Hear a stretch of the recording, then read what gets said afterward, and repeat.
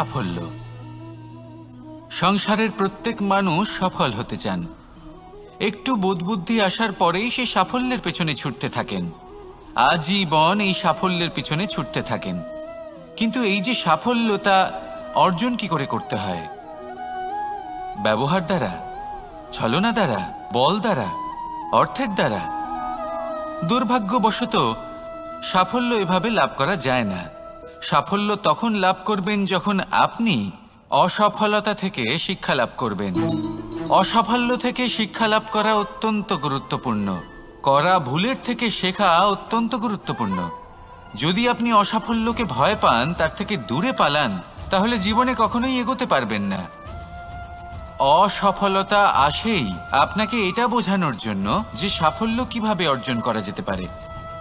তাহলে অসফলতাকে স্বাগত জানান, তার থেকে শিখুন। নিশ্চিত রূপে সাফল্য আপনার কাছে আসবেই আসবে। আর এই মন তা সুপ্রসন্ন হয়ে বলবে, রাধা রাধা। মানুষ ভাবেন যে ধন অর্জন করা হলো অত্যন্ত গুরুত্বপূর্ণ। তিনি আজীবন ধন অর্জন করতে থাকেন, ধন অর্জন করার চেষ্টা করতে থাকেন। সে যাই হয়ে যাক না কেন, পরিশ্রম করতে থাকেন। স্বাস্থ্যের দিকে নজর দেন না, না উচিত সময় খাবার খান, না উচিত সময় ঘুমোতে যান, না পর্যাপ্ত সময় পর্যন্ত ঘুমন, কিছুই না। ধন অর্জন করতেই থাকেন, করতেই থাকেন। আর কিছু সময় পরে যখন তিনি অসংখ্য ধন লাভ করে ফেলেন, তখন তার সাথে ওনার শরীরে অনেক রোগ বাসা বাঁধে। এইসব রোগের উপচার করতে করতে সেই সমস্ত ধন যা উনি অর্জন করেছেন তা তিনি ব্যয় করে ফেলেন। শেষ পর্যন্ত কি হয়? আমরা যেভাবে এসেছি ঠিক সেইভাবেই ফিরে যাই। ধন এখানেই থেকে যায়। দেখুন, একটা অত্যন্ত গুরুত্বপূর্ণ কথা রয়েছে যে আপনার বোঝা উচিত। এই যে ধন, তার ব্যবহার করুন জীবনকে আরো ভালো করে তোলার জন্য।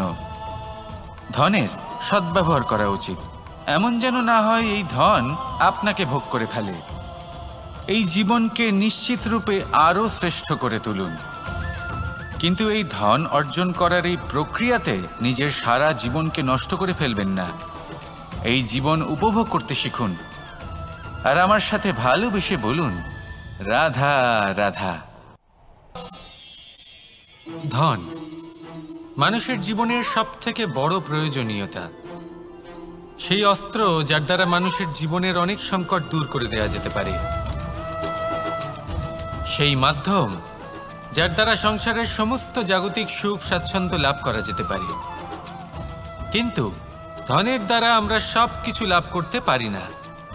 জাগতিক স্বাচ্ছন্দ্য আমরা লাভ করতে পারি, কিন্তু সুখ লাভ করতে পারবো না। সুখের উপকরণ আমরা লাভ করতে পারি, কিন্তু সুখের অনুভূতি লাভ করতে পারবো না। আনন্দ, সন্তোষ, প্রসন্নতা এগুলো ধন দ্বারা লাভ করা যায় না। কিন্তু হ্যাঁ, আনন্দ, সন্তোষ আর প্রসন্নতার সাথে যদি কোনো কাজ করেন তাহলে অবশ্যই ধন লাভ করবেন। তাহলে আসুন আর এই প্রসন্নতার সাথে বলুন, রাধা রাধা। সাফল্য এবং অসফলতা, মানুষের জীবন এই দুই চাকার ওপরই দাঁড়িয়ে থাকে, এর আশেপাশেই ঘুরতে থাকে। তাই সাফল্য এবং অসফলতা অত্যন্ত লাভদায়কও হতে পারে, আবার অত্যন্ত ক্ষতিকারকও হতে পারে। নির্ভর করছে মানুষের উপর। যদি কথা বলা হয় সাফল্যের, তাহলে যখনই সাফল্য আসে তখন সেই সাফল্য তার মাথায় চড়ে বসে। তিনি নিজের পথ থেকে সরে যান, লক্ষ্যভ্রষ্ট হয়ে যান, অনুচিত কাজের দিকে অগ্রসর হয়ে পড়েন, বিনাশের দিকে অগ্রসর হয়ে পড়েন।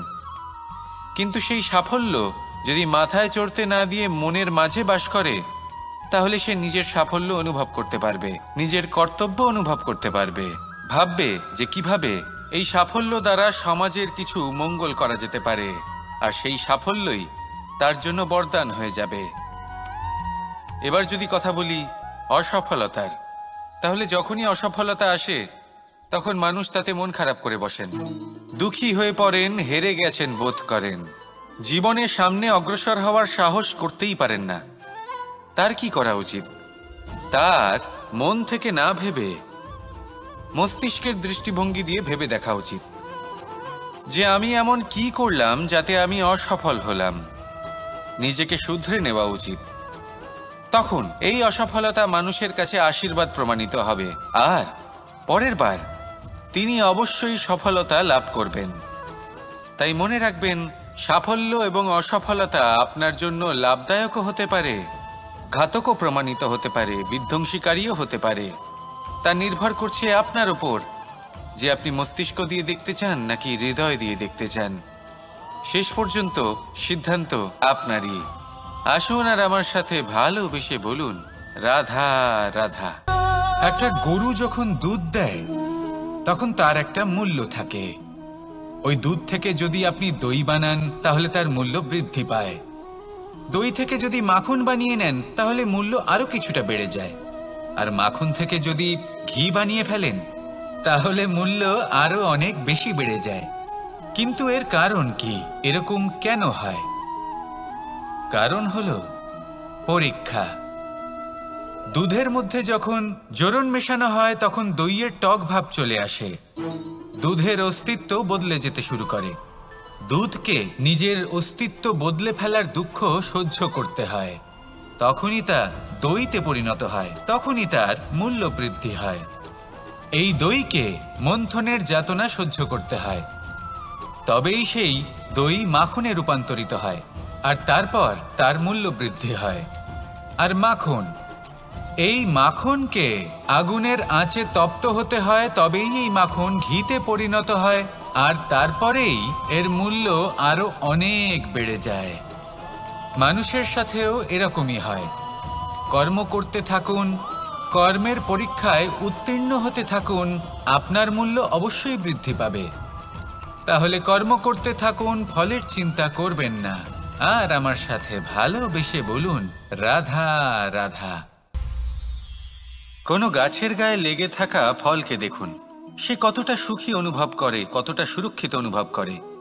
তার যে খাবারের প্রয়োজন পড়ে তা সে গাছের শিকড় থেকে পেয়ে যায়। গাছের শাখা, ডাল তাকে সাহায্য করে থাকে, পাতা তাকে আশ্রয় দেয়, ওকে ছায়া প্রদান করে। কিন্তু সেই ফল যদি ওখানেই থাকে তাহলে কি হবে? উচিত হবে না। ওই ফলকে ছিঁড়ে পড়ে যেতে হবে, মাটিতে পড়তে হবে, সেটা ফেটে যেতে হবে, নিজের বীজকে মাটির নিচের অন্ধকারে পৌঁছে দিতে হবে। তারপর সে রূপ পাল্টাবে আর এক অঙ্কুরে রূপান্তরিত হবে। অঙ্কুর যা বৃক্ষে রূপান্তরিত হবে, বৃক্ষ যা অনেক ফলকে জন্ম দেবে। সেইভাবেই আপনি জীবনে যদি মহান কিছু করতে চান, শ্রেষ্ঠ কোনো কাজ করতে চান, তাহলে আপনাকে সুরক্ষা ক্ষেত্র থেকে বেরিয়ে আসতেই হবে আর কর্ম করতে হবে। দেখুন, সোনাকেও কুন্দন হবার জন্য তপ্ত হতে হয়, আপনাকেও মহান হবার জন্য কর্ম তো করতেই হবে। তাই কর্ম করুন, মহান হয়ে উঠুন, আর আমার সাথে ভালোবেসে বলুন, রাধা রাধা। সংসারে দুই ধরনের পথ হয়, উচিত পথ আর অনুচিত পথ। একটা শুভর দিকে নিয়ে যায় আর একটা অশুভর দিকে নিয়ে যায়। অনেক সময় অজ্ঞানতাবশত জীবনে আমরা সেই পথ নির্বাচন করে নিই যা আসলে অনুচিত, তারপর নিজেকে আশ্বস্তও করে ফেলি যে এই পথেই চলতে হবে, এখান থেকে ফেরার পথ নেই। কিন্তু যদি সত্যি বলি তাহলে এটা শুধুই আপনার ভ্রম। আপনার মধ্যে শুধুমাত্র একটু দৃঢ়তার অভাব আছে, তা জাগ্রত করুন আর বাড়িয়ে তুলুন।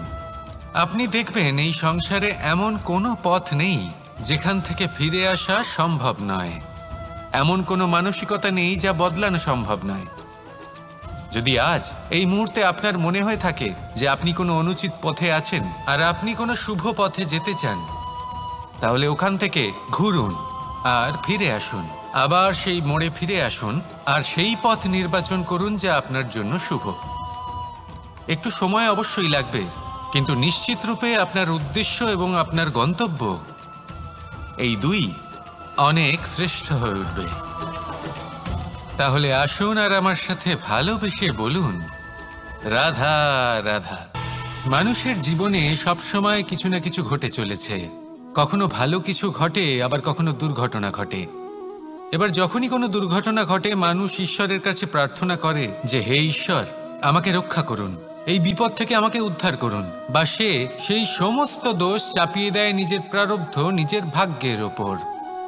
কিন্তু যদি আপনি গভীরভাবে ভাবেন তাহলে প্রত্যেক দুর্ঘটনা, বাধা এবং বিপদ আপনার জীবনে শুধু একটাই উদ্দেশ্য নিয়ে আসে, আপনাকে আরো যোগ্য করে তোলার জন্য। যদি আপনাদের একটা উদাহরণ দিই, বর্ষার ঋতুতে যখন প্রচণ্ড মাত্রায় বৃষ্টি পড়ে, ছাদ থেকে জল পড়তে থাকে, তখন আপনি নিশ্চিত করে নেন, স্থির করে নেন যে এবার আমি এই ছাদকে নতুন করে বানিয়ে তুলব, আরো শক্তিশালী বানিয়ে তুলব, আরো দৃঢ় বানাবো। আপনার জীবনে যখন কোনো অসুখ করে, তারপর আপনি জীবনে আরো সাবধানী হয়ে যান, আরো সতর্ক হয়ে যান, স্থির করে নেন যে এটা যেন দ্বিতীয়বার না হয়, ঠিক কিনা? এই বিপদ, এই দুর্ঘটনা, এই সংকট, এগুলো জীবনে আসবে আপনাকে আরো শ্রেষ্ঠ করে তোলার জন্য। এবার এটা আপনার ওপর, আপনি একে ভাগ্যের পরিহাস বলে মনে করবেন, নাকি ঈশ্বরের সংকেত মনে করবেন যিনি আপনাকে আরো শ্রেষ্ঠ করে তুলতে চান। সিদ্ধান্ত আপনারই। আসুন আর আমার সাথে ভালোবেসে বলুন, রাধা রাধা। এই সংসারে যখনই দুজন মানুষ একত্রিত হয়ে কোনো সমস্যার বিষয়ে আলোচনা করেন, তখন হয় সবার শেষে কোনো না কোনো সমাধান বের করেন বা কোনো না কোনো বিবাদ করেন। এই বিবাদ হলো মনুষ্য জীবনের সবথেকে বড় ঝামেলা, সবথেকে বড় সমস্যা।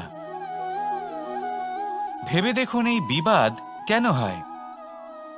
তখনই হয় যখন বার্তালাপ ঠিকমতো হয় না। আর বার্তালাপ ঠিকমতো কেন হয় না? কারণ বেশিরভাগ সময় মানুষ একটাই ভুল করে বসে, সামনের মানুষের কথা শোনেন কিন্তু তার উত্তর দেবার জন্য, তার কথার মর্ম বোঝার জন্য নয়। কিন্তু যেদিন থেকে, যে মুহূর্ত থেকে আপনি এটা শিখতে শুরু করে দেবেন যে আমি অপরের কথা শুনব, কিন্তু সেটা বোঝার জন্য, তাকে উল্টে জবাব দেবার জন্য নয়, সেদিন থেকেই বিবাদের সমাপ্তি ঘটবে আর বার্তালাপ স্পষ্ট হয়ে যাবে। দেখুন, হয় সামনের মানুষের কথা বুঝতে শিখুন, বা নিজের বক্তব্য ভালোভাবে সামনের মানুষটাকে বুঝিয়ে বলুন। বার্তালাপ নাকি বিবাদ, আপনি কোনটা চান? সিদ্ধান্ত আপনার। আসুন আর আমার সাথে ভালোবেসে বলুন, রাধা রাধা। অনেক সময় আমাদের মনেই ভাবনা আসে যে আমাদের নিরীহ স্বভাবের সুযোগ নিয়ে এই সংসারের মানুষ শুধু আমাদের দুঃখই দেয়। কতবার এমন মনে হয় যে আমরা সবাইকে সাহায্য করার জন্য এগিয়ে যাই আর সকলে আমাদেরই দোষ দেয়। অনেক সময় এমন মনে হয় যে আমরা শুধুই সৎকর্ম করি, সকলের ভালো চাই, কিন্তু সকলে আমাদেরই বিষয়ে খারাপ কথা বলতে থাকে। দুঃখ হয়, কিন্তু আমাদের এটা ভেবে দেখা উচিত যে মানুষ আম গাছের গায়ে পাথর ছোড়ে, শাল গাছের গায়ে পাথর কেন ছোড়ে না? কারণ এই আম গাছে পাওয়া যায় মিষ্টি এবং সুস্বাদু ফল। অন্যদিকে শাল গাছ থেকে আমরা কি পাই? শুধুই কাঠ।